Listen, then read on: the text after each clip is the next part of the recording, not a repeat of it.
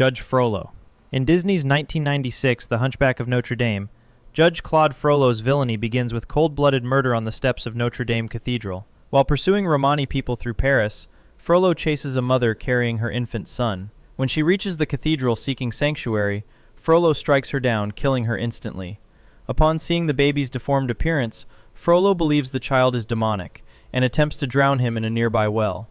The archdeacon intervenes, accusing Frollo of murdering an innocent woman on holy ground. Fearing divine punishment, Frollo reluctantly agrees to raise the child, naming him Quasimodo, which means half-formed. For 20 years, Frollo keeps Quasimodo isolated in the bell tower, lying that his mother abandoned him and that the outside world will hate him for his appearance. What makes this backstory particularly disturbing is that Frollo raises his victim's son not out of love or genuine remorse, but purely from fear of damnation. Quasimodo's entire childhood becomes a living monument to Frollo's sin, with the judge simultaneously playing savior and captor while believing himself righteous. Mother Gothel. Mother Gothel's age in Tangled spans over 4 centuries, making her story far more sinister than a simple kidnapping. She discovered a magical golden flower with healing properties and hoarded it for hundreds of years, singing to it regularly to maintain eternal youth. The film's costume designers intentionally styled her dress in Renaissance-era fashion from centuries earlier, approximately 400 years older than the film's 1780s-inspired setting, emphasizing her unnatural lifespan. When the pregnant Queen of Corona fell deathly ill, the kingdom harvested the flower to save her, transferring its magic to the newborn Princess Rapunzel's golden hair. Gothel broke into the palace that night and attempted to cut the hair, only to discover that cutting destroys the magic. Without hesitation, she kidnapped the infant and imprisoned her in an isolated tower for 18 years. The disturbing reality is that Gothel spent nearly 2 decades performing motherhood while viewing Rapunzel purely as a tool, never once calling her by name, but instead referring to her as Flower. She weaponized emotional manipulation through gaslighting and the song Mother Knows Best to ensure Rapunzel never questioned her captivity. When Rapunzel's hair is finally cut, Gothel experiences 4 centuries of aging within seconds and crumbles to dust, revealing that even her clothing had been sustained by the stolen magic. Scar's name. Before becoming Scar, the villain from The Lion King was born with a name that translates to garbage in Swahili. According to A Tale of Two Brothers, a 1994 book in the Lion King 6 New Adventures series, the young lion was originally named Taka, which means waste or want. As the second-born son of King Ahadi and Queen Uru, Taka watched his father devote hours to training his older brother Mufasa to be king, while he received little attention. Jealous and desperate to prove himself, Taka conspired with hyenas to make Mufasa look incompetent by goading a buffalo named Boma into attacking his brother. The plan backfired catastrophically when Boma's herd turned on Taka instead, slashing his eye with their horns and leaving him severely wounded. After King Ahadi rescued him, he told Taka the scar should serve as a reminder of his recklessness. Bitter and humiliated, Taka demanded everyone call him Scar from that day forward, as a permanent reminder of his pain.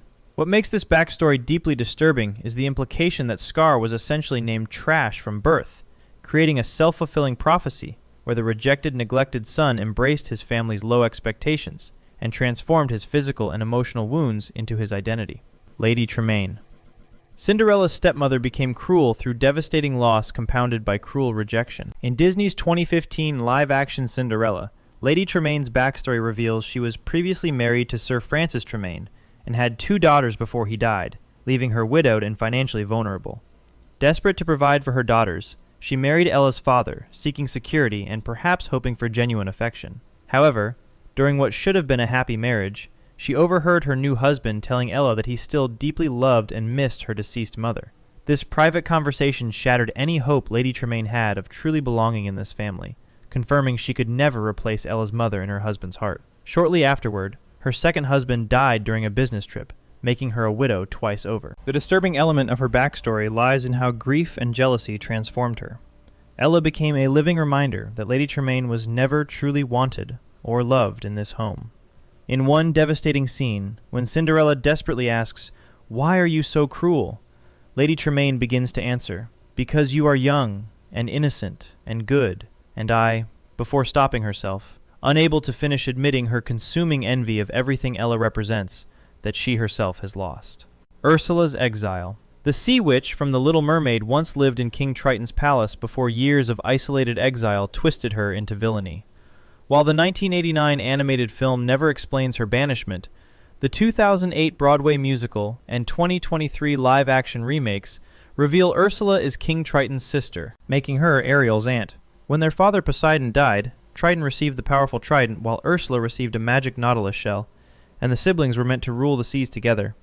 According to the musical, Ursula's greed and use of dark magic to try usurping Triton led to her exile from the underwater kingdom. She was banished to a cave made from Leviathan remains, surrounded by polyps, which are the transformed bodies of unfortunate souls who failed to fulfill their contracts with her. Producer John DeLuca described her as the black sheep of the family, while actress Melissa McCarthy emphasized her isolation, saying, "She's been put in this lair. Her friends are eels. That is a woman who has seen it, been in it, dug her way back out."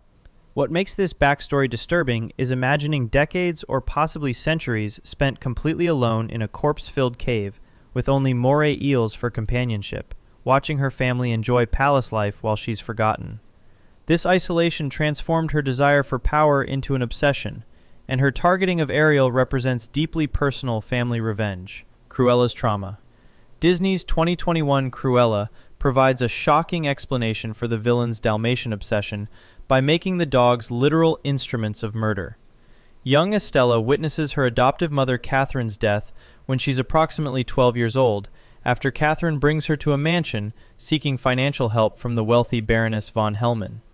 When Estella runs after her mother, the Baroness commands her 3 Dalmatians to attack. The dogs chase Catherine across a balcony and push her over a cliff to her death, while Estella watches helplessly from below. For years afterward, Estella believes she accidentally provoked the dogs and blames herself for her mother's death, carrying crushing guilt into adulthood. The backstory becomes even more disturbing when Estella discovers the Baroness is actually her biological mother, who had ordered her killed as an infant, but the servant tasked with the murder instead gave baby Estella to Catherine to raise. The Baroness deliberately commanded the dogs to kill Catherine upon recognizing her at the mansion, meaning the woman who murdered Estella's adoptive mother is the same woman who gave birth to her and tried to have her killed twice. This layered trauma, watching what she believed was an accidental death caused by her own actions, only to discover it was calculated matricide by her biological mother, transforms Estella into Cruella, a woman whose obsession with Dalmatians stems from them being weaponized against the only mother who ever loved her. By the way, if this content is interesting to you, I create videos like this all the time. Subscribing would really help me out. Maleficent's wings. The villain from Sleeping Beauty wasn't born evil, but was brutally betrayed by the person she loved most. Disney's 2014 live-action Maleficent reveals she was once a powerful fairy with magnificent wings who lived peacefully in the magical moors. As a young fairy, she befriended a human boy named Stefan, who wandered into her realm, and over years their friendship deepened into love. Stefan promised to return, but disappeared for years, pursuing his ambitions at the human castle. When the dying king offered his throne to whoever could kill Maleficent, Stefan saw his opportunity for power. He returned to the moors and drugged Maleficent with iron poison that weakens fairies. While she lay unconscious and helpless, Stefan used iron chains and an iron blade to brutally cut off her wings, taking them to the king as proof of her death and claiming the throne. What makes this backstory deeply disturbing is how the film frames the wing removal as symbolic violation. Stefan weaponized their love and trust to gain access to her, drugged her into helplessness, then took something integral to her identity while she couldn't resist or even understand what was happening. Maleficent awakens to discover both her wings and her capacity for love have been stolen through betrayal, transforming her grief and trauma into the rage that drives her curse on Stefan's daughter Aurora. Fiti. The lava demon Te from Moana is actually the goddess Fiti, transformed into a monster after her heart was literally stolen. In Disney's 2016 Moana, Fiti was an ancient goddess who created islands and life throughout the ocean using her magical heart. The demigod Maui stole this heart to give humanity the power of creation, believing he was helping people. Without her heart, the benevolent creator goddess instantly transformed into Te, a destructive demon made of lava and rage. For approximately 1,000 years, Te searched desperately for her stolen heart, while a spreading darkness began killing islands and ocean life throughout the Pacific. During this millennium, she attacked anyone who approached her island, driven by pain and loss rather than malice. The disturbing element of this backstory is that Te never chose evil or corruption. Something essential was violently taken from her, and her transformation into a destroyer represents the physical manifestation of that trauma. She spent 1,000 years in agony, her very nature perverted from creation to destruction, unable to restore herself or even understand what happened. When Moana finally returns the heart to Te Ka's chest, the lava demon instantly transforms back into the peaceful goddess, revealing that every destructive act over those 1,000 years stemmed from being an incomplete, wounded being desperately seeking wholeness. Professor Callaghan. The masked villain yokai from Big Hero 6 is revealed to be Professor Robert Callaghan, whose grief over losing his daughter corrupted him completely. In Disney's 2014 film, Callaghan was the respected robotics professor at San Francisco Institute of Technology, who watched helplessly as his daughter Abigail volunteered to pilot an experimental teleportation portal funded by tech mogul Alistair Cray. During the test demonstration, the portal malfunctioned catastrophically and exploded with Abigail trapped inside, presumed dead. Consumed by rage at Cray for pushing an unsafe test that killed his daughter, Callaghan faked his own death and stole Hero's microbot technology to become the masked villain Yokai. For years, he planned elaborate revenge against Cray, building a new portal specifically to destroy him. What makes this backstory particularly disturbing is how Callaghan's revenge scheme indirectly causes the death of his own student, Tadashi Hamada, who dies trying to save him from a fire Callaghan himself started. The professor becomes so consumed by grief and vengeance that he causes another young person to die exactly as recklessly as his daughter did, creating the same pain for Hero that he himself experienced. When Callaghan is finally defeated and discovers Abigail survived inside the portal, he's so ashamed of what he's done in her name that he can barely look at her, realizing too late that his quest for revenge was based on false assumptions and caused innocent death. Lotso's replacement. The strawberry-scented bear from Toy Story 3 experienced the greatest love a toy can know before one devastating moment destroyed him. Lotso Huggin' Bear, called Lotso, was a Christmas present for a young girl named Daisy who instantly made him her favorite toy. According to Chuckles the Clown, who narrates Lotso's backstory, Daisy loved us all, but Lotso was special. They did everything together. You'd never seen a kid and a toy more in love. During a family road trip, they stopped at a rest stop for a picnic, and after Daisy fell asleep, her family accidentally drove away, leaving Lotso and 2 other toys behind. Determined to reunite with Daisy, Lotso led the journey back to her house, which Chuckles describes as taking forever. When they finally arrived and looked through Daisy's window, they saw her playing happily with a new Lotso bear. Unable to accept that Daisy's parents replaced only him because she was so devastated by his loss, Lotso declared, "She replaced us," even though only he had been replaced. He violently ripped off the pendant Big Baby wore that said, "I belong to Daisy," and led the toys to Sunnyside Daycare, where he became a tyrannical dictator. What makes this backstory heartbreaking and disturbing is that Lotso's owner never intended to hurt him.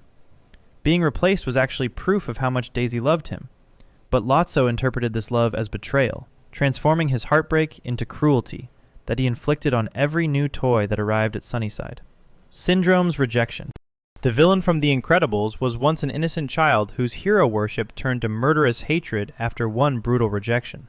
Buddy Pine was a young genius inventor who idolized the superhero Mr. Incredible and called himself Incrediboy, desperately wanting to be the hero's sidekick. Using his brilliant inventions like rocket boots, young Buddy showed up uninvited during a crucial mission to help his idol. Mr. Incredible, dealing with the villain Bomb Voyage while trying to protect civilians, harshly rejected the enthusiastic child, telling him, "Fly home, Buddy, I work alone." He dismissed Buddy by saying he had no powers and couldn't be a hero, treating the boy's inventions and devotion as annoying interference. This rejection devastated young Buddy, who had seen Mr. Incredible as his inspiration and role model. Years later, adult Buddy has become Syndrome, a wealthy arms dealer who murders numerous superheroes to test his inventions before targeting Mr. Incredible specifically. His philosophy, when everyone's super, no one will be, reveals his plan to devalue natural heroism by making his technology available to everyone. What makes this backstory deeply disturbing is watching how a single harsh rejection corrupted extraordinary potential. Buddy possessed brilliant intelligence that could have benefited humanity, but Mr. Incredible's dismissal, though meant protectively, twisted that genius into a weapon. Syndrome becomes a mass murderer, specifically to prove his childhood idol wrong, showing that sometimes the greatest villains are created not by evil, but by heroes who fail to recognize the consequences of their words. Hades' assignment. The god of the underworld from Hercules never chose his fate, but was assigned to rule the realm of the dead by family who then excluded him. In Disney's 1997 Hercules, Hades is Zeus's brother, who was given dominion over the underworld when the gods divided their domains. Unlike his siblings who live in paradise on Mount Olympus, surrounded by beauty, celebration, and sunlight, Hades must dwell eternally among deceased souls in the dark realm of the dead. The job involves managing suffering spirits and maintaining order in a place of perpetual gloom with no escape or reprieve. During a party celebrating baby Hercules on Mount Olympus, Hades is treated dismissively by his family, even during his rare visits to the surface, showing how the other gods exclude and look down on him for the role they assigned him. What makes this backstory disturbing is the injustice of eternal punishment for circumstances beyond his control. Hades committed no crime and made no choice to warrant this fate. He simply received the position nobody wanted, and his family treats him as lesser for fulfilling the duty they gave him. Years of isolation managing death while watching his siblings enjoy immortal paradise breeds the resentment that drives his scheme to overthrow Zeus and escape his assigned prison. His villainy stems not from inherent evil, but from desperate desire to change an intolerable situation that will otherwise last forever. Shere Khan. The tiger from the Jungle Book hunts humans not from simple predatory instinct, but from violent trauma that taught him to fear them. In Disney's 2016 live-action The Jungle Book, Shere Khan's face and body bear extensive burn scars from a human who attacked him with fire years earlier. This traumatic encounter with the red flower, as the animals call fire, left him permanently scarred, and taught him that humans possess uniquely destructive capabilities that no jungle animal can match. His elegant demeanor and title Lord of the Jungle mask deep-seated fear and trauma that drive his obsession with killing the man-cub Mowgli. From Shere Khan's perspective, he's not a villain, but the jungle's protector, arguing that allowing Mowgli to stay endangers every animal, because humans inevitably bring fire and destruction. His scars serve as constant physical reminders that humans have already harmed him once, and will harm others given the chance. What makes this backstory disturbing is recognizing that his fear isn't entirely irrational. Humans do possess fire and destructive technology that animals can't defend against, and his scars prove they've used those weapons against him. His trauma prevents him from distinguishing between the human who burned him and an innocent child, making him unable to see that not all humans pose threats. Shere Khan operates from genuine protective instinct, corrupted by unprocessed trauma, transformed into the very danger he claims to prevent. If you found this valuable, consider subscribing so you never miss new content. Thanks for watching.